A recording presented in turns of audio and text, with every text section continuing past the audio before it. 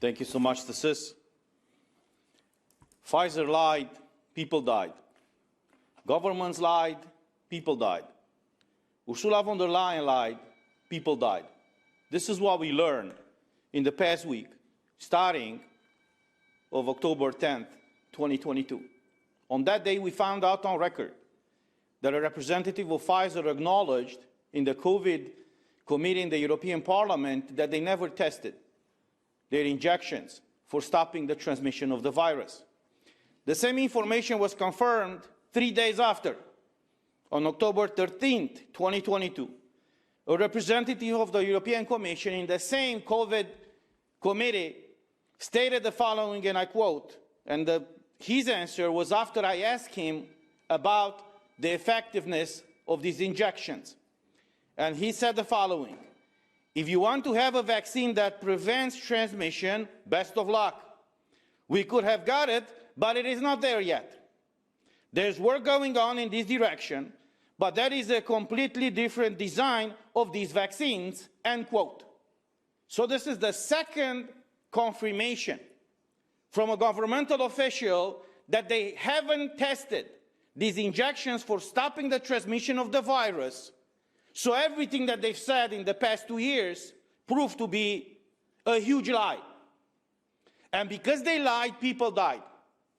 Because in these 2 years, when maybe there could have been developed other kind of treatments of this virus, nobody paid attention to that. When scientists, when medical experts said that there are regular treatments to this virus, they were labeled as promoting disinformation and not trusting the science.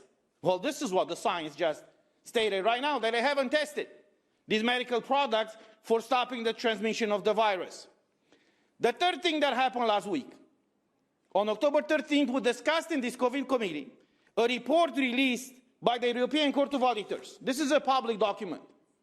And I invite all the journalists and all the people to find it online and read it, because they will be shocked, but they will find in it. And one of the things that I found and pretty much shocked me is the following, and I quote: by November 2021, the Commission had signed 71 billion euros worth of contracts on behalf of member states to purchase up to 4.6 billion COVID-19 vaccine doses.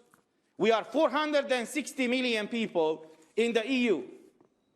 Ursula von der Leyen signed purchasing contracts of 4.6 billion COVID-19 doses of vaccines. When I saw this figure, I thought that I'm not seeing clearly. I wear glasses, you know, I have to do this. I mean, are they serious? That means 10 doses of vaccines. She signed contracts to purchase for every human being in the European Union. So the question is, if these vaccines or injections were so effective, in other words, were providing immunity from getting infected and from transmitting the virus, why would she purchase or sign to purchase 10 doses of vaccines or injections? We cannot call them vaccines now, after what we just found out.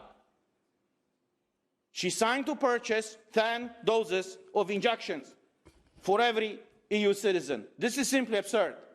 And the fourth thing that we found out is the ongoing investigation by the European Prosecutor's Office, which on October 14th released the following statement, and I quote: the EPPO confirms that it has an ongoing investigation into the acquisition of COVID-19 vaccines in the European Union.